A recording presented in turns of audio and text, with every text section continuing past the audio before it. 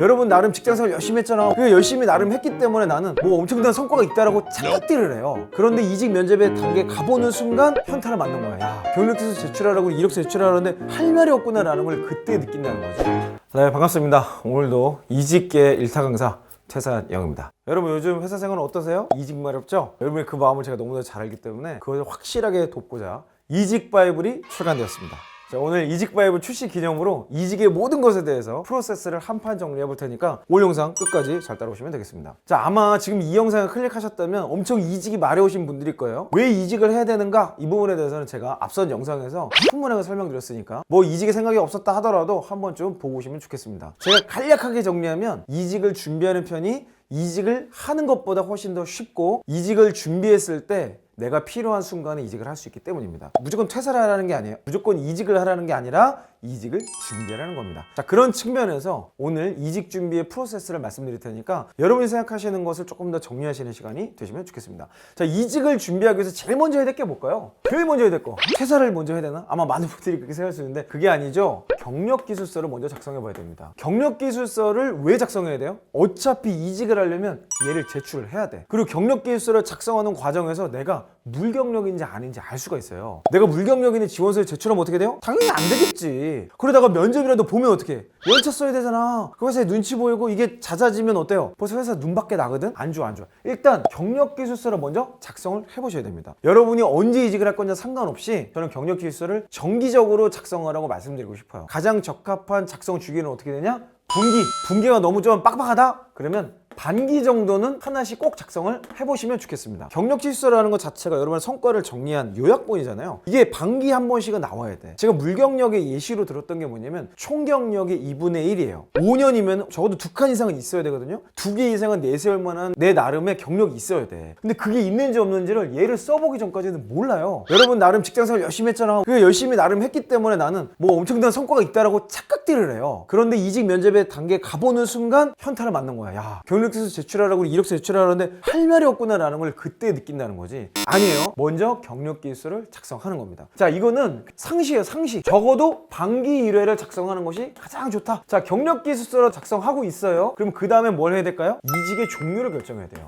자, 이직의 종류는 몇 가지가 있습니다. 첫 번째 뭐죠? 수평 이동입니다. 직급이나 레벨 이런 건 상관없이 그냥 가는 거예요. 자, 그 다음 뭐예요?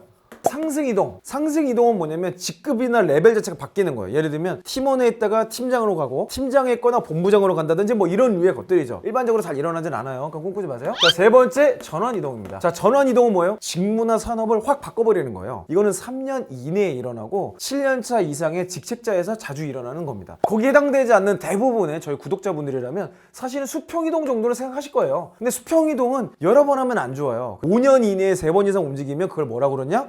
유목민이라고 합니다. 유목민은요, 연봉이 옮길 때마다 오르는 것 같지만 사실 그렇잖아요. 이렇게 수평이동 해봤자 연봉 몇 프로 올라요? 5% 정도 올라요. 5%도 내가 보기엔 후하게 쳐주는 거야. 요즘에 거의 그냥 진짜 수평이동 하시는 분들 많이 있거든요. 내가 규모를 정말 점핑하는 경우를 제외하고는 대부분 수평이동 연봉이 그렇게 많이 오르지 않습니다. 연봉이 오르는 건 언제예요? 상승이동 할 때요. 상승이동은 이직할 때가 좋을까요? 내부에 있을 때가 좋을까요? 내부에 있을 때가 좋습니다. 그래서 우리는 경력기술서를 쓰면서 내부에서 상승이동을 하고 그 다음에 그 레벨로 수평이동을 하는 것이 가장 좋은 전략이라고 말씀드리고 싶어요. 자, 그 다음에 이제 뭘 정리해야 될까요? 자, 이직의 종류를 여러분이 결정을 하셨다 그러면 그 다음에 어떻게 이직을 할지 구체적인 방법을 결정해야 되겠죠?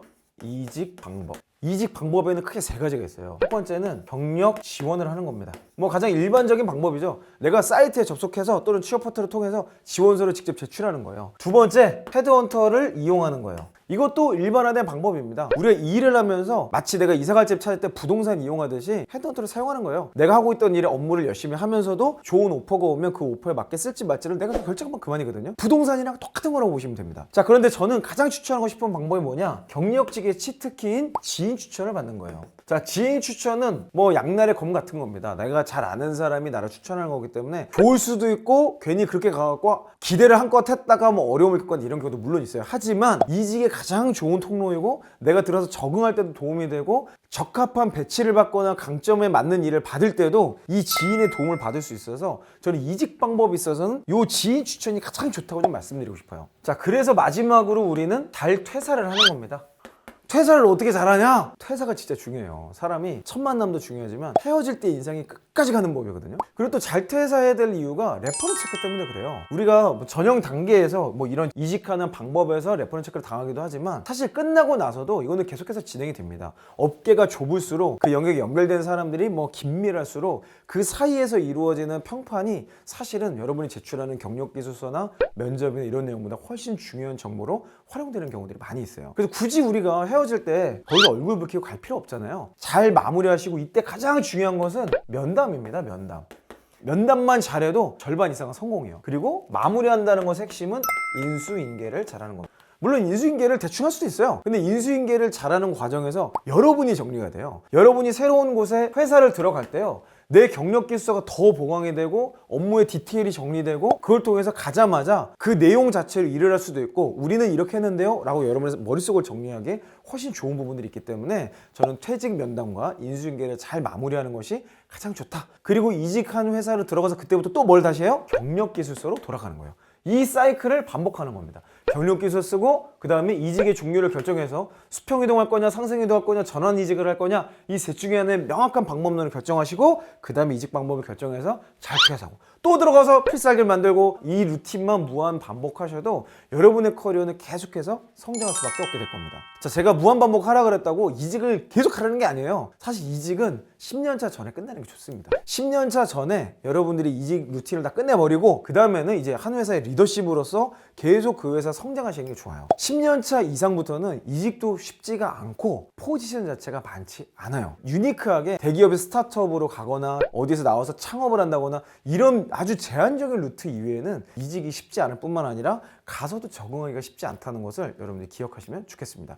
이직을 반복하는 것은 10년차 미만에서 그 과정을 통해서 여러분의 커리어를 정말 성장시킬 수 있는 회사를 찾기 위한 과정으로 인식하시면 좋겠습니다. 네, 제가 이직에 대해서 이제 본격적으로 여러분과 함께 하나씩 까보도록 할 겁니다. 직급별 이직 시리즈를 계속해서 올려드리려고 그래요. 다음 영상에서는 사원 레벨의 이직 전략에 대해서 알아보도록 하겠습니다. 혹시 여러분 레벨에서 궁금한 게 있다면 댓글로 자세하게 여러분의 궁금증을 남겨주세요. 그 내용을 다 담아서 영상을 올려드리도록 하겠습니다. 자, 오늘 이렇게 큰 흐름만 말씀을 드렸는데요. 여기에 대한 구체적인 내용을 모아서 에센셜로 핵심적인 예시와 어떤 것들을 주의해야 될지 세부적인 내용까지 디테일하게 이직 바이블로 풀어놨으니까 더 자세한 내용을 알고 싶다면 이직 바이블을 어서 선택하시면 되겠습니다. 아래 더보기란과 고정 댓글에 이직 바이블 링크를 넣어놨으니까 참고하시면 좋겠네요.